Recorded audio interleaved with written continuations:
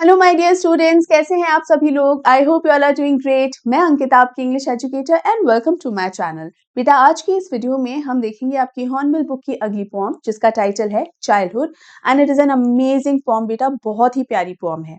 Childhood, क्या ये सिर्फ एक उम्र होती है? Is it just an age? No. Childhood सिर्फ एक उम्र नहीं होती, बल्कि एक पूरा का पूरा अनुभव, एक एक्सपीरियंस होती है जो एक इंसान के साथ उसके जीवन भर रहता है, लाइफ टाइम उसके साथ रहता है। And childhood plays the most important role in constructing an individual's personality. एक इंसान का व्यवहार कैसा होगा, उसकी पर्सनैलिटी, उसका एटीट्यूड कैसा होगा, इस चीज का इस बात पे बहुत फर्क पड़ता है कि उस इंसान का बचपन कैसा बीता है। राइट? इस पोएम के अंदर बात हुई है एक ट्रांजिशन की, और ये ट्रांजिशन क्या है बेटा? बचपन से बड़े होने तक का जो एक सफर होता है। ट्रांजिशन का मतलब होता है एक से दूसरी जगह या एक से दूसरे फेज में जाना। ठीक है?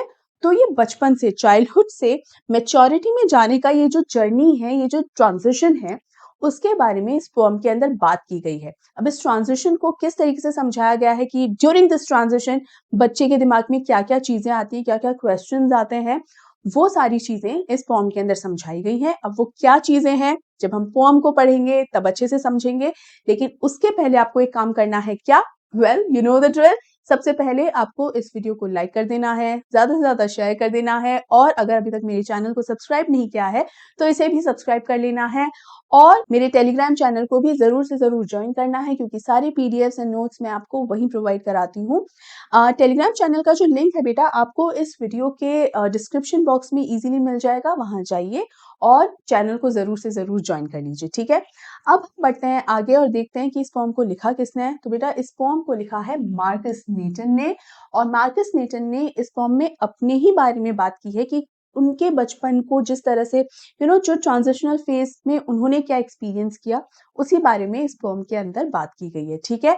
And childhood is one of his most known works, यानी उन्होंने जितने भी लिटरेरी वर्क्स किए होंगे, उनमें से ये पोएम सबसे ज्यादा फेमस हुई थी, सबसे ज्यादा इसको पसंद किया गया था। इसके अलावा Markus Neeten is a Norwegian writer, and in this poem Markus Neeten thinks over his lost childhood. अपने उस बचपन के बारे में सोच रहे हैं जो अब हमेशा के लिए बीत चुका है, क्योंकि बचपन ना एक समय है जो, और समय देखिए वापस कभी लौट कर नहीं आता। तो अगर बचपन भी एक बार गुजर गया है ना, तो वो समय और वो उम्र दोबारा कभी लौट कर नहीं आती है। ठीक है? तो उसी गुजरे हुए उम्र को, उसी गुजरे हुए टाइम को इसमें सोच रहे हैं, इस फॉर्म के अंदर वो सोच रहे हैं। And he talks about transition of the poets from his childhood to maturity. ये मैं आपको ऑलरेडी बता चुकी हूँ कि ये इस ट्रांजिशन फेज के बारे में इस फॉर्म में बात करते हैं। अब हम देखते हैं इस पोएम को स्टेंजा वाइज और लाइन बाय लाइन इसका एक्सप्लेनेशन समझते हैं। सबसे पहला ही जो सेंटेंस है इस पोएम का, वो एक क्वेश्चन से शुरू हो रहा है। क्या है? व्हेन डिड माय चाइल्डहुड गो? मतलब मेरा जो बचपन है वो कहाँ चला गया और कब चला गया, मतलब कब खत्म हो गया। Was it the day I ceased to be 11? जब मैं 11 साल का हो गया था। क्या 11 साल की उम्र को हम वो उम्र माने कि भाई मेरा बचपन अब खत्म हो गया है और अब मैं मैच्योर हो गया हूँ, समझदार हो गया हूँ? या फिर was it the time I realise that hell and heaven could not be found in geography? यहाँ ज्योग्राफी से क्या मतलब है?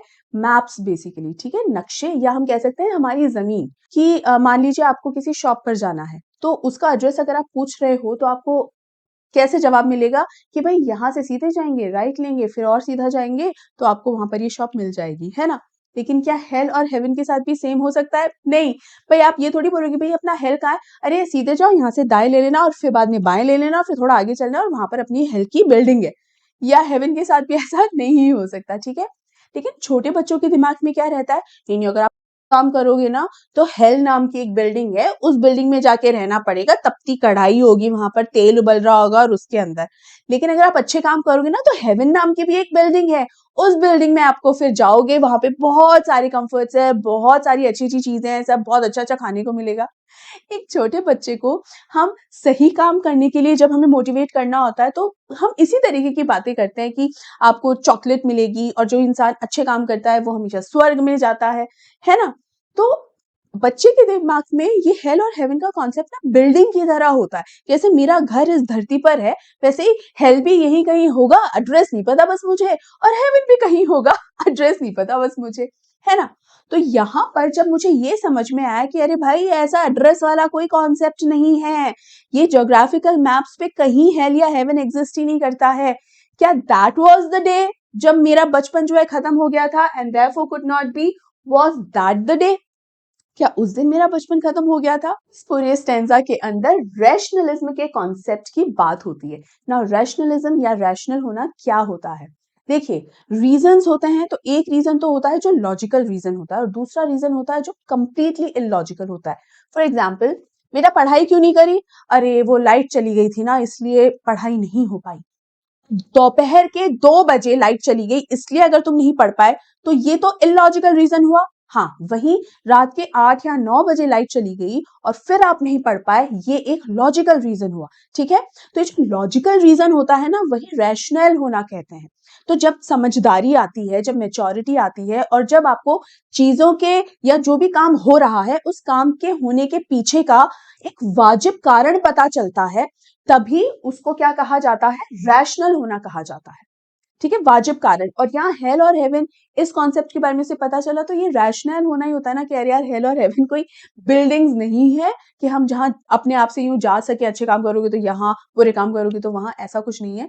जब ये समझ आई तो यानी ये रैशनलिज्म का ही कॉन्सेप्ट है। ठीक है, चलिए आगे के स्टैंजा में पढ़ते हैं। बेटा यहाँ पर देखिए, मैंने एक्सप्लेनेशन भी दिया है, उधर मैं साइड में हो जाती हूँ, आप चाहो तो स्क्रीनशॉट ले लो, आपको समझने में और ज्यादा आसानी रहेगी। चलिए नेक्स्ट स्टैंजा की तरफ बढ़ते हैं। इसके अंदर भी एक क्वेश्चन ही पूछा गया है। देखिए, when did my childhood go, again the same question.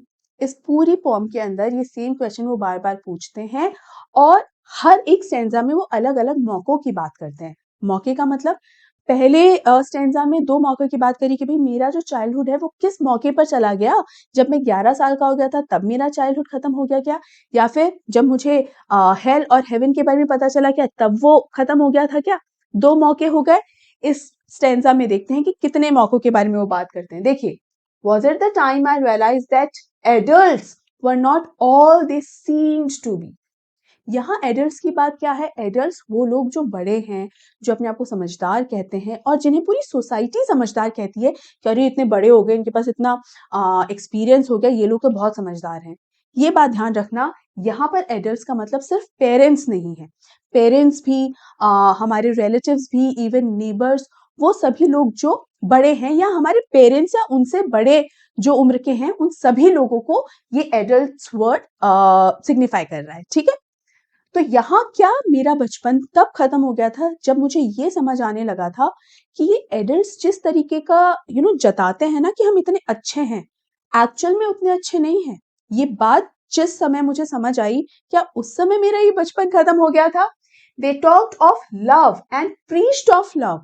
यहाँ पे लव का मतलब सिर्फ प्यार मोहब्बत नहीं है, यहाँ पर लव का मतलब है अच्छी अच्छी बातें, कि ये जो हमें अच्छी अच्छी बातें सिखाते हैं, अच्छी अच्छी बातें करते हैं, एक्चुअल में उतने अच्छे हैं नहीं। मतलब बेटा झूठ कभी नहीं बोलना चाहिए। देखा जाए तो ये कितनी अच्छी बात है कि हाँ, सच में झूठ कभी नहीं बोलना चाहिए। लेकिन जो इंसान ये बात आपको सिखा रहा है, क्या सच में वो खुद भी कभी झूठ नहीं बोलता होगा? जब ये बात मुझे समझ में आने लगी, मुझे किसको? मार्कस नेटन की बात में कर रही हूँ, कि जब ये बात मार्कस नेटन को समझ में आने लगी कि भाई ये लोग जो मुझे सिखा रहे हैं ना झूठ नहीं बोलना चाहिए, लेकिन खुद झूठ बोल जाते हैं, यानी ये एडल्ट्स जैसा जता रहे हैं ना कि हम इतने अच्छे हैं, एक्चुअल में उतने अच्छे नहीं है। जब ये बात मुझे समझ में आने लगी, क्या वो मौका ऐसा मौका था जब मेरा बचपन जो है खत्म हो गया था? Was that the day? क्या उस दिन मेरा बचपन खत्म हो गया था? क्योंकि अगेन मुझे इस चीज की समझदारी आने लगी थी। इस वाले स्टेंजा में हिपोक्रेसी के कॉन्सेप्ट की बात हो रही है। हिपोक्रेसी का मतलब होता है बेटा पाखंड, और यहाँ किसके पाखंड की बात हो रही है? एडल्ट्स के पाखंड की। यहाँ शॉर्ट में मैं आपको एक चीज बताती हूँ, कभी भी सीखने और सिखाने का काम उम्र के हिसाब से नहीं होता। यानी अगर हमारे से कोई इंसान बड़ा है उम्र में, तो सोसाइटी क्या मानकर चलती है? अरे देखो ये उम्र में ज्यादा बड़े हैं तो ये ही ज्यादा समझदार होंगे, तुम छोटे हो, तुम्हें क्या पता। ये कॉन्सेप्ट बिल्कुल भी ठीक नहीं है। हाँ, जो लोग हमसे बड़े होते हैं, कुछ मामलों में उन्हें हमसे बहुत ज्यादा अनुभव होता है, लेकिन इसका ये मतलब नहीं है कि बड़े हो जाएं तो कुछ सीखने को नहीं है। नहीं, पूरी लाइफ टाइम हमें सीखते रहना चाहिए। और मैंने अपने पिछले कुछ वीडियोस के अंदर भी ये बात रिपीटेडली कही है, सीखने की कभी कोई उम्र नहीं होती, और सीखने के लिए आपको किसी स्पेसिफिक रिश्ता नहीं होता कि भाई मैं तो टीचर हूं तो मैं तो सिर्फ सिखाऊंगी ही, अब मेरे लिए सीखने के लिए क्या बचा है। नहीं, बहुत कुछ ऐसा है दुनिया में जो मुझे सीखना है, अपने स्टूडेंट्स से भी सीखना है और सीखना चाहिए। जो मेरे रेगुलर स्टूडेंट्स हैं उन्हें पता भी होगा कि कई बार स्टूडेंट्स जो हैं कमेंट्स में मुझे बहुत सारी चीज़ें रिकमेंड करते रहते हैं, नए-नए आइडियाज़ देते रहते हैं and I feel so good about it and thank you so much. मतलब आई एम सो हैप्पी कि स्टूडेंट्स मुझे जब नए-नए आइडियाज़ देते हैं, वो मुझे अलग-अलग चीज़ों को लेकर एडवाइस करते हैं, मुझे बहुत अच्छा लगता है। मुझे ये नहीं लगता कि ये कौन है मुझे सिखाने वाले, ये स्टूडेंट्स हैं, उनका काम सिर्फ सीखना है। नहीं, once a teacher always a student. एक टीचर तभी अच्छे से सिखा सकता है जब वो पहले खुद सीखे, और सीखने की प्रोसेस कभी खत्म नहीं होती बेटा, ये लगातार चलती ही रहती है और चलती ही रहनी चाहिए। तो ये एक बोथ साइडेड प्रोसेस होनी चाहिए, both sided conversation, both sided learning. कभी भी वन साइडेड नहीं होना चाहिए सीखने का काम। तो यहाँ जो छोटे बच्चे और ये जो बड़े लोग हैं, सिर्फ पेरेंट्स नहीं, मैं फिर से कह रही हूँ, ये एक उम्र की बात है कि जो कम उम्र में है और जो ज़्यादा उम्र में है। आप अगर ये सोचो कि ज़्यादा उम्र वाला सिर्फ सिखाएगा और छोटी उम्र वाला सिर्फ सीखेगा, तो कहीं न कहीं बहुत गलत होगा। बड़ी उम्र वाले का भी काम है कि वो अपने छोटे उम्र वाले से सुने, अगर कोई वो प्रॉब्लम लेकर आए तो उसे अच्छे से सुने, उसे समझे। क्योंकि जब उस प्रॉब्लम को अच्छे से सुनकर समझा जाएगा तभी सही सॉल्यूशन दिया जा सकता है, अदरवाइज़ सही सॉल्यूशन नहीं होगा। क्योंकि जो बच्चे होते हैं ना बेटा, वो फॉलो ज़्यादा करते हैं। ठीक है? अगर आप चाहते हो कि बच्चे झूठ नहीं बोलें, तो बड़ों का काम है कि वो खुद झूठ ना बोलें कभी। अगर वो चाहते हैं कि उनके बच्चे मोबाइल फ़ोन्स ना देखें, तो सबसे पहले बड़ों को अपने हाथ से मोबाइल फ़ोन छोड़ना होगा। बच्चों के सामने मोबाइल फ़ोन्स नहीं उठाएँगे, तो बच्चे भी वो आदत नहीं डलेगी उनको, राइट? अगर आप चाहते हैं कि बच्चे गलत तरीके से बिहेव ना करें, कई बार बहुत बदतमीज़ी से बिहेव करते हैं, तो आपका काम है कि सबसे पहले आप बदतमीज़ी से बात करना छोड़ें। बदतमीज़ी का यहाँ मतलब ये है कि कई बार हम बहुत खराब तरीके से बच्चों को डाँटते हैं। डाँटना गलत नहीं है, बल्कि ज़रूरत पड़े तो बिल्कुल जम के डाँटना चाहिए, कोई दिक्कत नहीं है उसमें। लेकिन इंसल्टिंग वे में कई बार डाँटते हैं वो, जो बहुत गलत है। तो बच्चों को क्या होता है, मम्मी-पापा ये बात बोल रहे हैं या हमसे जो भी सीनियर है वो अगर इस तरीके से बात कर रहा है, हमारे एक टीचर है, हमसे इतनी गलत तरीके से अगर बात कर रहा है, तो कहीं न कहीं ये तरीका सही है। हम भी आगे चल के, हम भी जब इनके एज में आएँगे, हम भी इस खराब तरीके से बात कर सकते हैं, है ना? क्या ये सही है क्या? बिल्कुल भी नहीं। तो चाहे पेरेंट्स हों, चाहे हम टीचर्स हों या कोई भी बड़ा हो या आप भी क्यों ना हो, क्योंकि आपसे भी छोटे होंगे ही ना कोई तो। तो अगर आप चाहते हैं कि आपकी यंगर जनरेशन बेहतर हो, तो आपको अपनी यंगर जनरेशन के साथ बेहतर बिहेव करना होगा। That is the idea. अगर हिपोक्रेसी रखी कि सामने से तो बहुत अच्छी-अच्छी बातें कि नहीं, झूठ नहीं बोलना चाहिए, मोबाइल नहीं देखना चाहिए, लेकिन फिर खुद झूठ बोल देंगे मौका लगते ही, और जैसे ही मौका लगेगा आप मोबाइल फ़ोन निकाल के खुद स्क्रॉल करने लग जाएँगे, इससे काम नहीं चलता है, ठीक है? तो इस हिपोक्रेसी के बारे में जब पता चला हमारे मार्कस नीटन को, तो कह रहे हैं कि क्या वो टाइम था क्या कि जब मेरा बचपन खत्म हो गया और मैं समझदार हो गया? नेक्स्ट स्टैन्ज़ा में when did my childhood go? Another मौका, यानी ये फोर्थ मौके के बारे में यहाँ बात कर रहे हैं कि भाई और कौन-सा मौका है जब मुझे समझना चाहिए कि मेरा बचपन खत्म हो गया होगा? Was it when I found my mind was really mine to use whichever way I choose?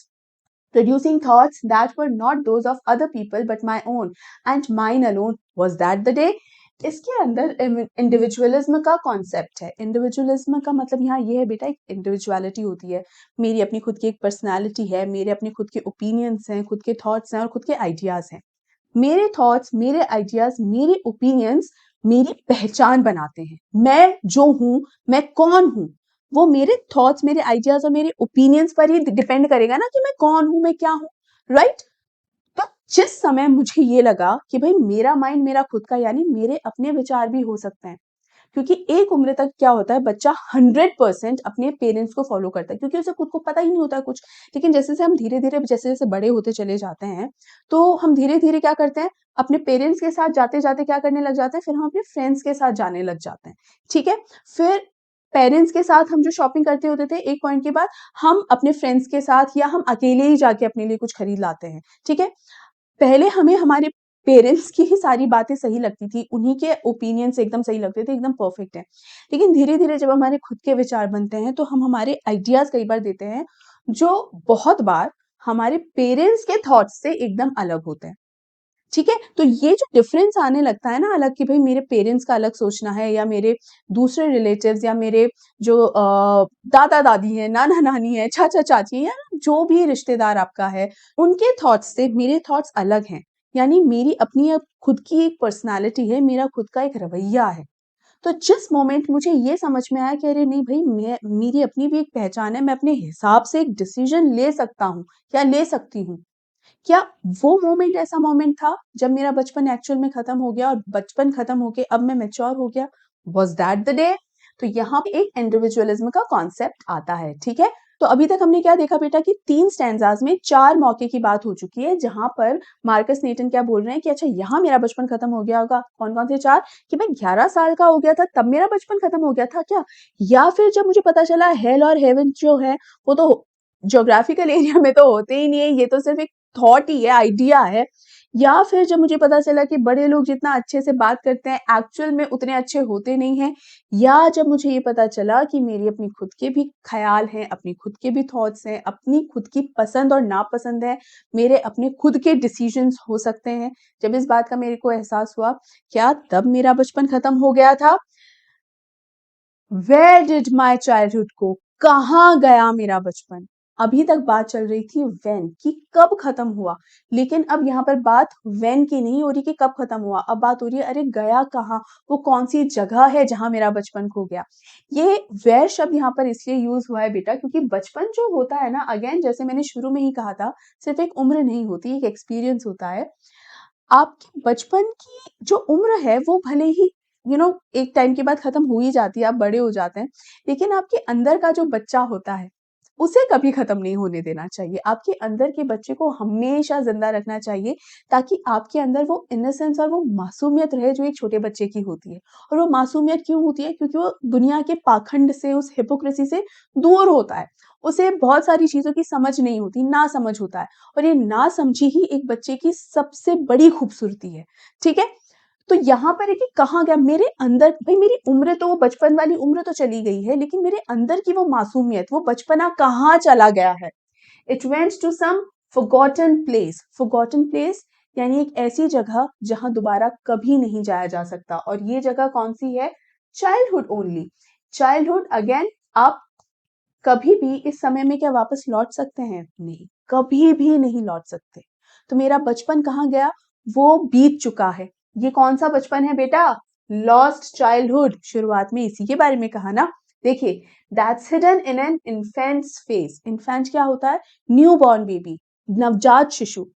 तो एक नवजात शिशु, एक इन्फेंट के चेहरे पर जिस तरीके की एक मासूमियत होती है, वो मासूमियत एकदम अनटच्ड होती है। किसी भी तरीके का उसमें पाखंड नहीं होता, झूठ नहीं होता, वो एकदम सच्चा होता है। ये बच्चा जो है वो किसे रिप्रेजेंट कर रहा है? Purity, because it's pure, pure है। ये क्या है? इनोसेंस। इनोसेंस को रिप्रेजेंट कर रहा है, ठीक है? यानी ये वो एट्रिब्यूट्स हैं एक इंसान के जो जब वो बड़ा हो जाता है तो ये प्योरिटी, ये इनोसेंस उसमें नहीं रहती है, ठीक है? So that's all I no. यानी मेरी जो मासूमियत है या मेरा वो जो एक इनोसेंट बिहेवियर जो था या मेरी जो एक ऑनेस्टी थी, वो सब कहाँ चली गई है? वो एक फॉरगॉटन प्लेस पे चली गई है और फॉरगॉटन प्लेस क्या है? मेरा लॉस्ट चाइल्डहुड, मेरा वो बचपन जो कभी अब लौट कर नहीं आएगा। और वो मासूमियत, वो सिर्फ़ एक नवजात शिशु के चेहरे पर ही देखने को मिल सकती है क्योंकि ये नवजात शिशु अभी भी प्योर है, इनोसेंट है, अभी भी दुनिया से अनटच्ड है, अभी तक उसे दुनिया की ये हिपोक्रेसी जो है वो छू नहीं पाई है। तो वहीं पर ही ये मासूमियत है, वहाँ तक ही ये इनोसेंस सीमित रहती है। क्योंकि फिर जैसे-जैसे हम बड़े होते चले जाते हैं, जैसे-जैसे हम दुनिया का, समाज का हिस्सा बनते चले जाते हैं, वैसे-वैसे हमारा ये बचपन खत्म होता है। उम्र बढ़ती चली जाती है तो उम्र के कारण बचपन खत्म नहीं होता, राइट? तो आई होप आपको अच्छे से ये कॉन्सेप्ट और ये ट्रांजिशन पोएट जो समझाना चाह रहे थे आपको अच्छे से समझ में आ गया है बेटा। अब हम आगे बढ़ते हैं, देखते हैं थीम और मैसेज क्या है इस पोएम का। तो थीम क्या है? It deals with the theme of loss of childhood, innocence and disillusionment of growing up. कि जैसे हम बड़े होते जाते हैं तो किस-किस तरीके की चीजें जो हमें सीखने को मिलती है ना, भाई बच्चे को ना एक तरीके का झटका सा लगता है जब उसे लगता है अरे यार ये लोग जितना अच्छे से मेरे से बात करते थे, जितना प्यार से बात करते हैं, लेकिन एक्चुअल में इतने अच्छे है नहीं। तो एक बच्चे को तो शॉक ही लगेगा ना, इट्स अ डिल्यूजनमेंट ओनली। तो when you are growing up तब ये सारी चीज़ें आपको एक्सपीरियंस हो रही होती हैं। इन्हीं सब चीज़ों के बारे में, इन्हीं सब एक्सपीरियंसेस के बारे में इस पोएम में बताया गया है। So that's the theme. It also touches upon the hypocrisy in the adult world. Again जो बड़े लोगों की बात मैंने की, उन सब चीज़ों के बारे में इस पोएम में बताया गया है। एंड इसके अलावा that he was an individual in his own right with his own pattern of thoughts। यानी ठीक है, ये किसी का बेटा है, किसी का नाती है, किसी का पोता है, किसी का भाई है, लेकिन इसके अपने खुद के भी ख्याल हो सकते हैं। ठीक है, और अब देखते हैं कि क्या मैसेज है इस पोएम का। वेल बेसिकली इस पोएम से ये सीखने को मिलता है बेटा कि हम हमारे बच्चों को किस तरीके से पालते हैं, हम उन्हें रियलिटी से कभी वाकिफ नहीं कराते। और सही भी है, हम क्यों एक बच्चे को ये बताएं कि there is this cruel world out there waiting for you. जैसे आप बड़े हो जाएंगे, इस क्रूअल वर्ल्ड से ही आपका पाला पड़ना है। आप अपने बच्चे के सामने एक ऐसी दुनिया के बारे में बताते हो, एक फैंटेसी वर्ल्ड की बहुत खूबसूरत है, और बच्चे को भी लगता है, अपने पेरेंट्स के साथ होता है तो बच्चे को भी लगता है I am all safe and protected, right. तो इसी तरीके का एक लाइफ होता है। लेकिन जैसे जैसे बच्चा बड़ा होता जाता है तो उसको दुनिया की, लोगों की रियलिटी की समझ आती चली जाती है। ठीक है, यही कारण है कि कहीं ना कहीं उस बच्चे की मासूमियत खत्म होने लगती है। लेकिन आइडिया यहाँ ये है कि कभी भी अपनी उम्र के हिसाब से आपको ये सोचकर नहीं चलना चाहिए। लाइफ में कोई भी एक्सपीरियंस होना होता है ना, या कोई भी इंसिडेंट घटना होता है, तो आपकी उम्र देखकर नहीं है कि भाई किसी का एक्सीडेंट अगर होना है, नहीं नहीं अभी तो 15 साल का है, अभी एक्सीडेंट नहीं होगा, 30-35 एज अप्रोप्रिएट रहेगी। कैसा होता है? नहीं, आपकी लाइफ में कब क्या हो जाए किसी को नहीं पता। एज के हिसाब से कभी इंसिडेंट्स नहीं होते हैं, वो तो जब होने होते हैं हो जाते हैं। इसीलिए आप जिस उम्र में हैं, उस उम्र को जितना अच्छे से हो सके उतना अच्छे से जिए, जितना खुश रह सके उतना अच्छे से खुश रहें। ठीक है, और अपने अंदर के बच्चे को कभी भी नहीं मरने दें। आपके अंदर के बच्चे को हमेशा हमेशा जिंदा रखें। और उसका सबसे अच्छा तरीका ये है कि आसपास आपके जो बच्चे हैं, जो कॉलोनी में स्पेशली शाम को बच्चे खेलने को निकलते हैं पार्क में, उन्हें देखिए किस तरीके से उनमें एक अलग ही एनर्जी होती है, एक एंथू होता है। पता नहीं किस बात से वो इतना खुश रहते हैं। दे आर ऑलवेज हैप्पी, क्योंकि खुश रहने के लिए सिर्फ आपका ये इंटेंशन होना जरूरी है कि आपको खुश रहना है। ठीक है, हर बार कि कुछ अच्छा हो जाएगा आपकी लाइफ में तभी आप खुश होगे, ऐसा पॉसिबल नहीं है बेटा, क्योंकि लाइफ में अप्स एंड डाउन्स चलते ही रहते हैं। कभी कुछ ऐसा हो गया जब आप बहुत खुश हैं, कभी कुछ ऐसा हो गया कि आप बहुत दुखी हैं, but still try to be positive always. ठीक है, क्योंकि आप कभी भी दूसरों के एक्शंस रिएक्शंस कंट्रोल नहीं कर सकते, लेकिन आप अपने खुद के बिहेवियर को, खुद के एक्शंस को और खुद के रिएक्शंस को कंट्रोल कर सकते हैं। और अपने एक्शंस रिएक्शंस को कंट्रोल करके हमेशा कोशिश कीजिए कि आप खुश रहें। ठीक है, और यही हमें इस पोएम से सीखने को मिलता है। अब देखा जाए तो कितनी सिंप्लिसिटी के साथ इतना बढ़िया एक मैसेज हमें इस पोएम से सीखने को मिलता है, और पूरी तरीके से आपकी लाइफ पर अगर आप अप्लाई करेंगे तो 100% रेलेवेंट है। ये बिल्कुल भी ऐसी ख्याली पुलाव टाइप की बातें नहीं है, कंप्लीटली प्रैक्टिकल है। और अगर आप इसे सीखने की कोशिश करेंगे, trust me, you will become a better person. ठीक है, अब हम देख लेते हैं पोएटिक डिवाइसेस। बेटा पोएटिक डिवाइसेस में आपको बहुत बार अच्छे से समझा चुकी हूँ कि जब कोई इंसान अपनी बात कहना चाहता है तो उसको एकदम सिंपल स्ट्रेट वर्ड्स में कहने के बजाय एक ऐसे अंदाज में कहता है कि उस सेम बात का मीनिंग और भी गहरा और भी बड़ा हो जाता है। सबसे पहले ऐसी पोएटिक डिवाइस है पर्सोनिफिकेशन। पर्सोनिफिकेशन का मतलब है कि दुनिया में जितनी भी चीजें हैं इंसान के अलावा, यानी नॉन ह्यूमन, चाहे वो फिर थॉट्स हैं, आइडियाज हैं, पेड़ हैं, पौधे हैं, कुछ भी, एनीथिंग, प्लांट्स और प्लैनेट्स, कुछ भी है other than humans.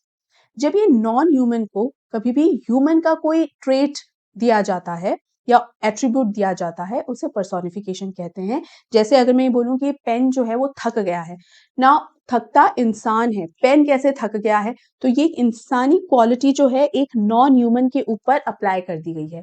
Non living things के बारे में हम बात नहीं करेंगे, क्योंकि एनिमल्स पर भी अप्लाई होती है। और क्या एनिमल्स नॉन लिविंग है? बिल्कुल नहीं। तो नॉन ह्यूमन पर जो इंसानी क्वालिटी अप्लाई करते हैं उसे पर्सोनिफिकेशन कहते हैं। यहाँ देखिए, चाइल्डहुड हैज बीन पर्सोनिफाइड। कैसे? Where did my childhood go? It went to some forgotten place.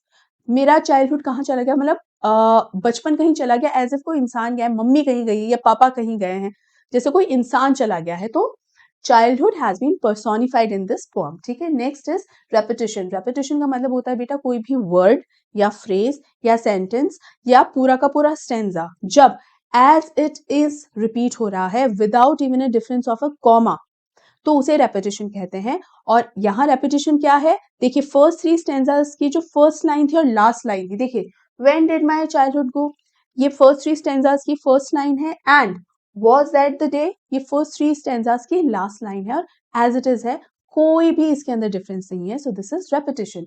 Next is antithesis. Antithesis क्या है, हेल एंड हेवन। बेटा एंटीथीसिस का मतलब होता है दो ऑपोजिट वर्ड्स जब साथ साथ आ रहे हों, जैसे हेल और हेवन एकदम ऑपोजिट है एक दूसरे से लेकिन साथ साथ आ रहे हैं, बट आइडिया ये है कि ये एंड से सेपरेट हो रहे हैं, बट ये पूरा एक साथ ही आ रहा है। इसको ऐसे समझिए, जैसे मैंने यहाँ लिखा डे एंड नाइट, ठीक है, तो डे एंड नाइट जो है वो एकदम ऑपोजिट हैं, बट वैसे साथ साथ आ रहे हैं, तो ये पूरा एक सिंगल की तरह हम इसको ट्रीट करेंगे। तो इस केस में ये हो गया एंटीथीसिस। वहीं पर अगर मैं लिखती डे नाइट, आपने सुना होगा ना भाई डे नाइट मैच है, तो डे नाइट अगर मैं लिख दूं तो ये डे नाइट वर्ड जो है वो कंबाइंड फॉर्म में है, इसमें कोई भी सेपरेशन नहीं है। जैसे यहाँ पर एंड से सेपरेट हो रहे हैं, यहाँ कोई सेपरेशन नहीं है। जब ऐसे कोई वर्ड आता है जो एकदम ऑपोजिट है लेकिन साथ है, कंबाइंड है, तो उसे क्या कहते हैं, ऑक्सीमोरॉन कहते हैं। यही ऑक्सीमोरॉन और एंटीथीसिस के अंदर डिफरेंस होता है, इसे ध्यान रखिए, इसे कहा जाता है बेटा ऑक्सीमोरॉन।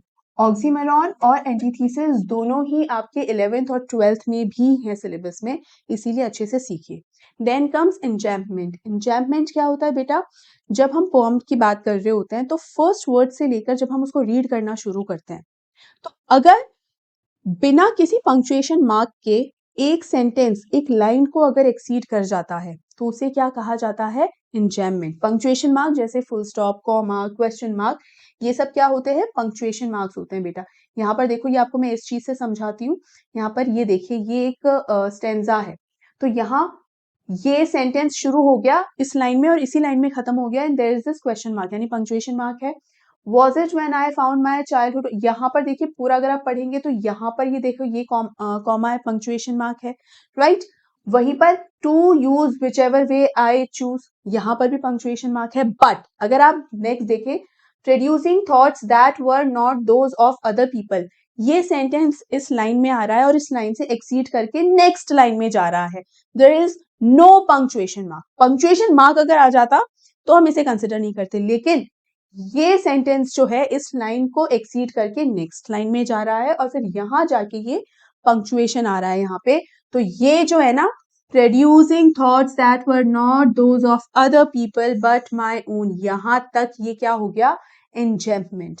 ठीक है, तो एंजैम्पमेंट जो है उसकी कोई मैक्सिमम या मिनिमम लेंथ फिक्स नहीं होती है। पूरी की पूरी पोएम भी कई बार एंजैम्पमेंट में आ जाती है।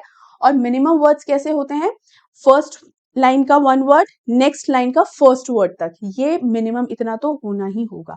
ठीक है, तो एक लाइन को जब एक्सीड कर जाता है तो उसे ही हम क्या कहते हैं, enjambment, without any punctuation mark, right. Next is anaphora. Anaphora क्या होता है बेटा, एक स्टैंजा की जो लाइंस होती है, जैसे एक स्टैंजा में अगर 4 लाइंस हैं, 5 लाइंस हैं, अगर मिनिमम 2 लाइंस के अंदर अगर फर्स्ट वर्ड्स जो है वो सेम वर्ड्स अगर रिपीट हो रहे हैं, वर्ड और वर्ड्स, तो उसे एनाफोरा कहा जाता है। जैसे Was it the day I ceased to be 11, ये एक स्टेंजा की एक लाइन है, and the next line is was it the time I realized।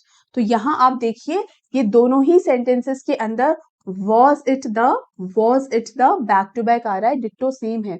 लेकिन यहाँ पर एक और रूल है, रूल ये है कि ये दोनों लाइन लगातार एक के बाद एक आनी चाहिए, यानी अगर इन दोनों लाइंस के बीच में अगर एक और लाइन आ जाती कोई, तो उस केस के अंदर ये रेपिटेशन फिर भी हो जाता, हम इसे एनाफोरा के अंदर कंसिडर नहीं करते, राइट। इसको ऐसे समझिए कि was it the आ रहा है, फिर the hell आ रहा है नेक्स्ट लाइन में, फर्स्ट में, सेकंड में और थर्ड में वापस आ रहा है was it the।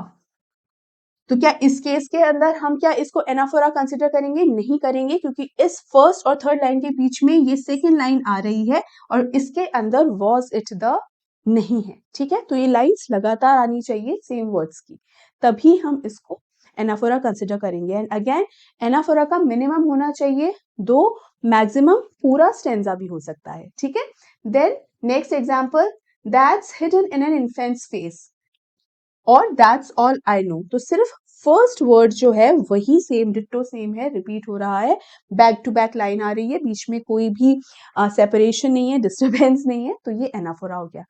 Then last is alliteration. Alliteration के अंदर बेटा क्या होता है, एक सेंटेंस को हम पकड़ते हैं, it's more like a tongue twister, ये मैंने कई बार सिखाया है। एक लाइन को लेते हैं, एक सेंटेंस को लेते हैं और उस सेंटेंस के हर वर्ड को देखेंगे और हर वर्ड के पहले लेटर या लेटर्स का साउंड देखेंगे। ध्यान रखिए, साउंड को देखेंगे, नॉट लेटर। ठीक है, जैसे होम और ऑनर दोनों एच से शुरू हो रहे हैं, लेकिन क्या साउंड सेम है? एक में ह का साउंड आ रहा है और एक में अ का साउंड आ रहा है, completely different. So sound based poetic device है ये, तो ध्यान रखिएगा। उसके बाद जब हमने एक सेंटेंस के सारे वर्ड्स देखे, सारे वर्ड्स के फर्स्ट लेटर्स को देखा और उसके साउंड को देखा, तो जो सेम साउंड रिपीट हो रहा है फर्स्ट लेटर का in that single sentence, that is alliteration. तो हेल और हेवन रिपीट हो रहा है, देखो ह साउंड है। इसके बाद माई माइंड, म साउंड रिपीट हो रहा है। उसके बाद विच एवर वे, व साउंड रिपीट हो रहा है। Thoughts that, the sound repeat हो रहा है। अब यहाँ पर एक सिर्फ ये कोइंसिडेंस ही है कि यहाँ पर ये देखो बैक टू बैक ये वर्ड्स आ रहे हैं, तो कई बार बच्चों को ये लगता है कि मैम लगातार साथ साथ वर्ड्स आने चाहिए तभी होगा क्या? नहीं, ऐसा नहीं है। It is applicable on the closely placed words. साथ साथ आने की जरूरत नहीं है, थोड़ा सा 2-3 वर्ड्स छोड़ के भी अगर आ रहे होंगे तो एब्सोल्युटली चलेगा। हेल एंड हेवन में देखो बीच में एंड आ रहा है, हेल हेवन साथ साथ तो नहीं आ रहे, तो थोड़ा सा दूर भी है, but they are suppose to be closely placed, इसीलिए मैंने कहा सिंगल सेंटेंस में होने चाहिए। ठीक है, एंड यूजुअली पोम्स की जो सिंगल लाइन होती है वो बहुत लेंदी नहीं होती है। ठीक है, तो एक लाइन चलती है लिटरेचर में। आई होप आपको अच्छे से ये समझ में आ गया होगा। तो बेटा यहाँ पर हमारा जो पोएम का एक्सप्लेनेशन है कंप्लीट होता है। आई एम श्योर आपको अच्छे से ये पोएम समझ में आ गई होगी। अगर कोई भी डाउट है किसी भी तरीके का, कमेंट करके आप मुझे पूछ सकते हैं, लेकिन आप मुझे जरूर बताएंगे कि ये पोएम आपको कैसी लगी। प्लीज जरूर बताइएगा, मुझे आपके कमेंट्स का हमेशा इंतजार रहता है। और इस वीडियो को लाइक कर दीजिए बेटा, ज्यादा से ज्यादा शेयर कीजिए ताकि मैक्सिमम स्टूडेंट्स तक ये पहुंच सके। टेलीग्राम चैनल को ज्वाइन करना नहीं भूलेंगे आप, चैनल का लिंक आपको इस वीडियो के डिस्क्रिप्शन बॉक्स में मिल जाएगा। और आखिर में अगर आपने इस चैनल को सब्सक्राइब नहीं किया है तो मेक श्योर इसे सब्सक्राइब जरूर से जरूर करिए। और सबसे जरूरी बात ये कि अपना ढेर सारा ध्यान रखिए। हम मिलते हैं बहुत ही जल्द अगले वीडियो में, तब तक के लिए take care and good bye.